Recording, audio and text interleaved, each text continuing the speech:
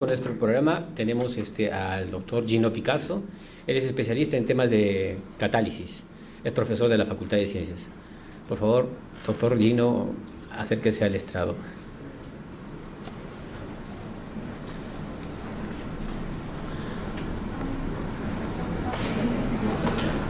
Con ustedes el doctor Gino Picasso.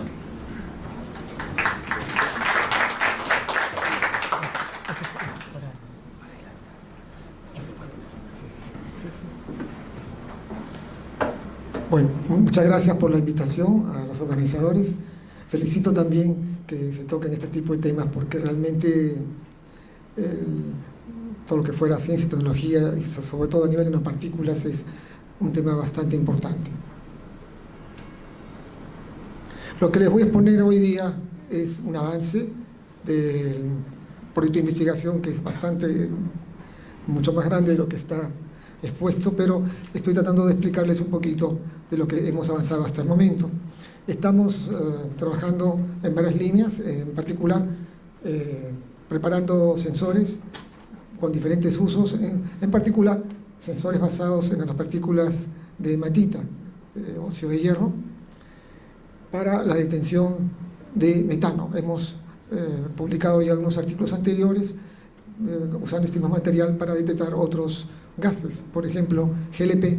Tenemos un artículo en Microporous and Mesoporous Materials y tenemos un artículo también por la detección de propano usando el mismo material. Ahora estamos usándolo para detectar metano.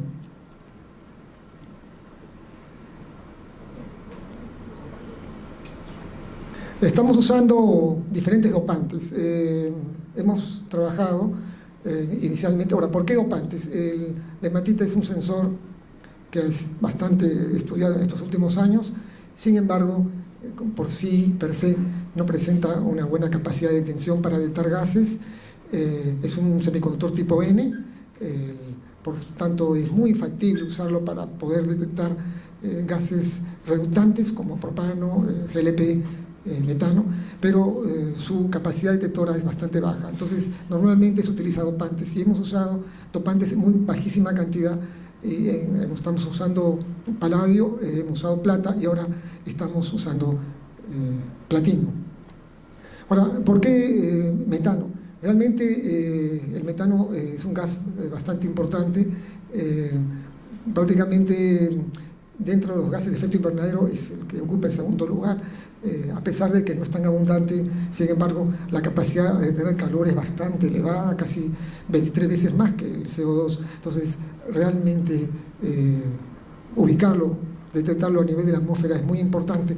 Gran parte de la contaminación proviene del ganado, es un 80-90%, y eso, por supuesto, tiene que ver también con el estatus, la forma de vida de la gente que come carne, vacuno, etcétera, etcétera. Entonces, lo que queremos nosotros es evidentemente transmitir un sensor, fabricar un sensor que sea aplicable a nivel comercial, ya sea a nivel de ventiladores, a nivel de extractoras y por supuesto a nivel de industrias y también en el caso de automóviles. Comprendan ustedes que el metano destruirlo es muy difícil, es un gas muy estable. Entonces es importante primero detectarlo para poder controlarlo.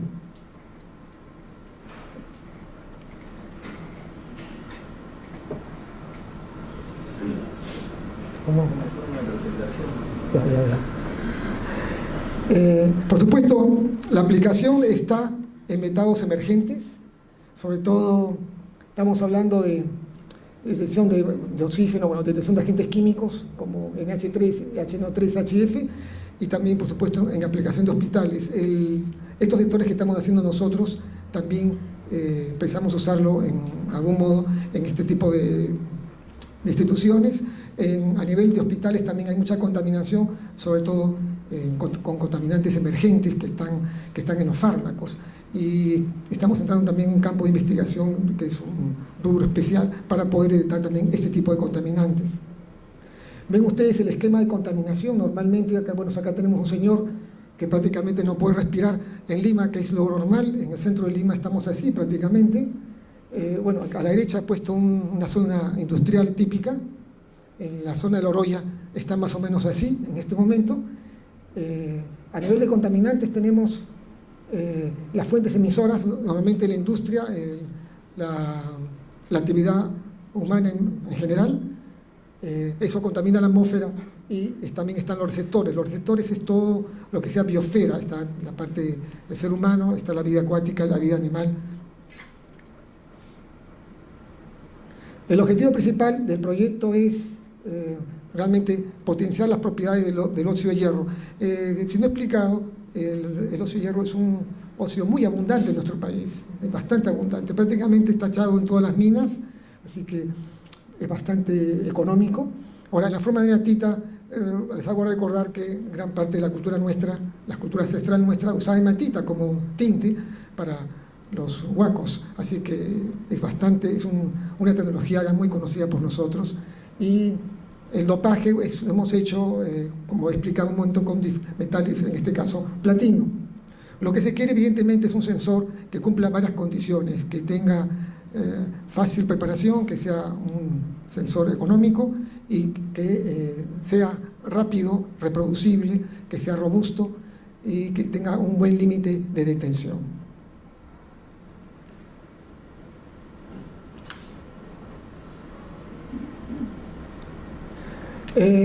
La pregunta es: ¿qué es un sensor? Voy a poner el esquema básico. El esquema de un sensor, tenemos el analito, tenemos un elemento detector que es el receptor, tenemos un transductor que normalmente es el actuator, y tenemos la señal.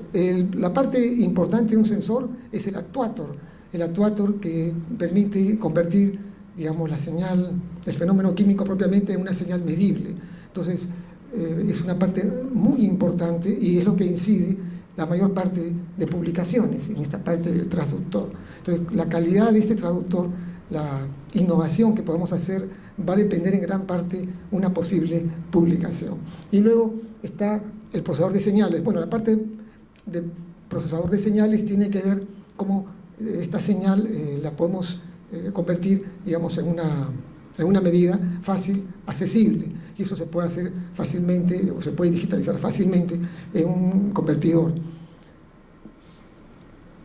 El principio electroquímico es el siguiente, ¿no? Ustedes tienen en la parte izquierda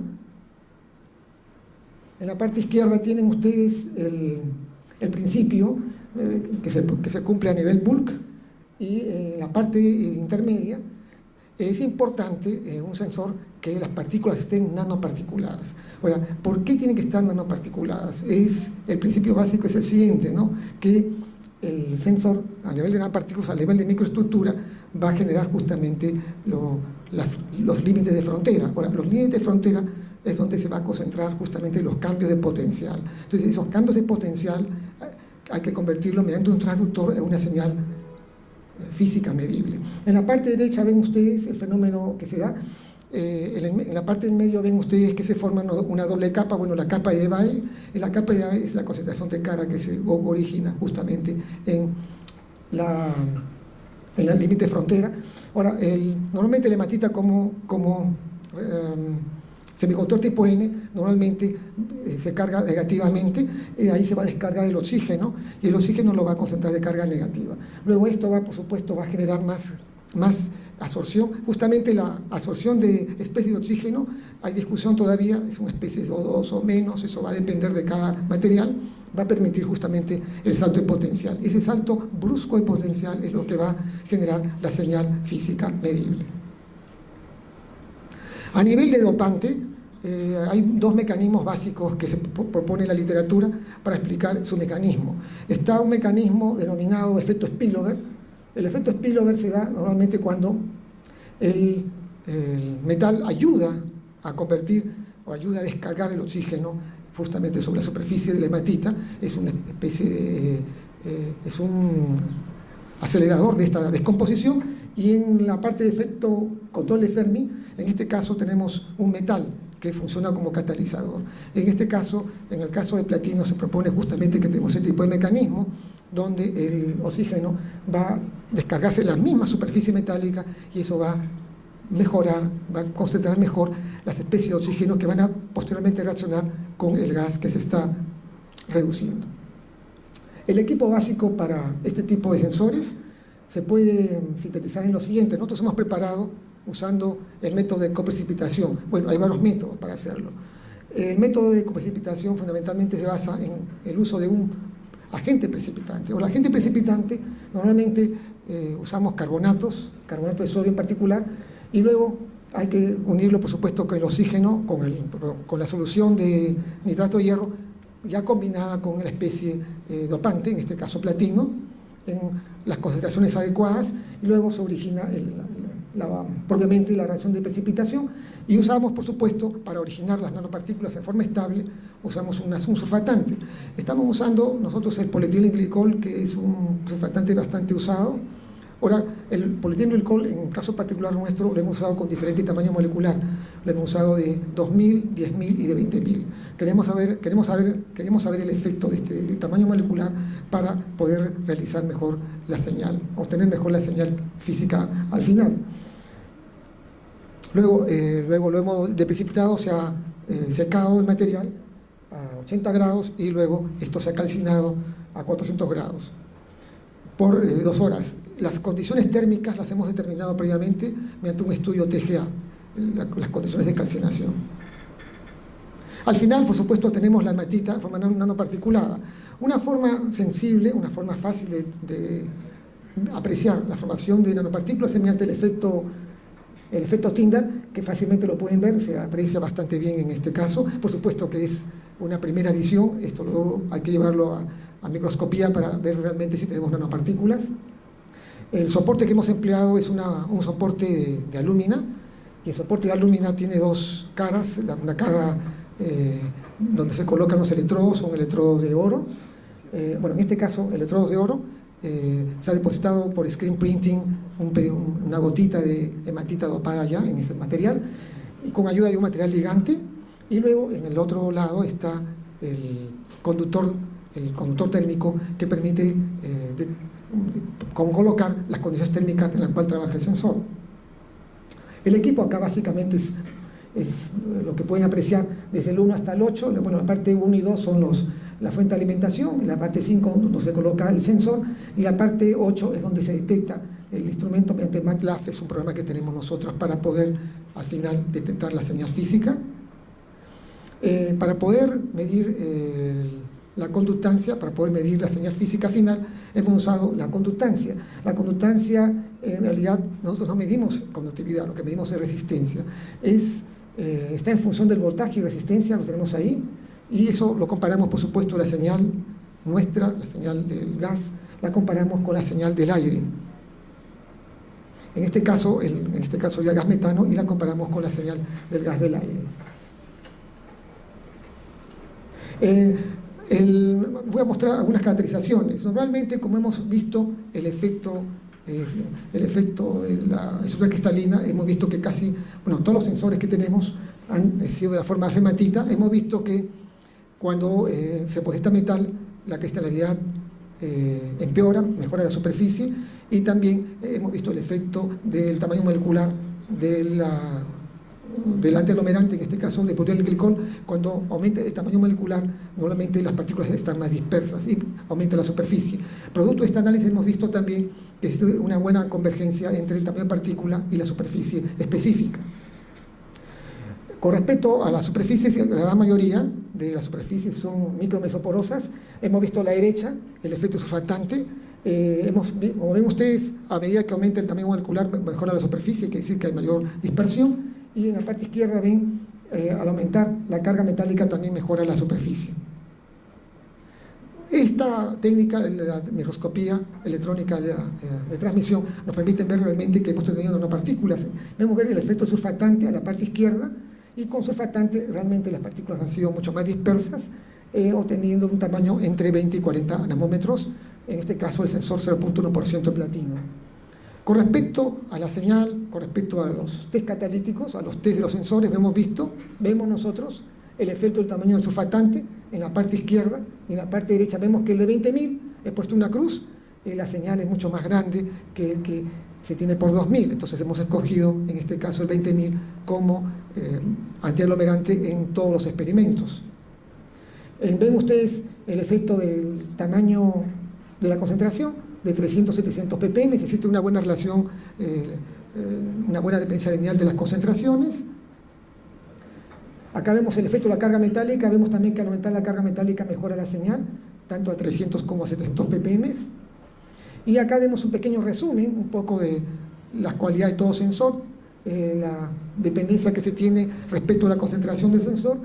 Ven ustedes también la repetibilidad, es muy importante, y también tenemos una buena dependencia lineal de la concentración de gas, en este caso, entre más o menos 200 hasta 5000 ppm. Es muy importante que sea vasto esto, porque las concentraciones de metano pueden modificarse más o menos en estos rangos, sobre todo en el sector industrial.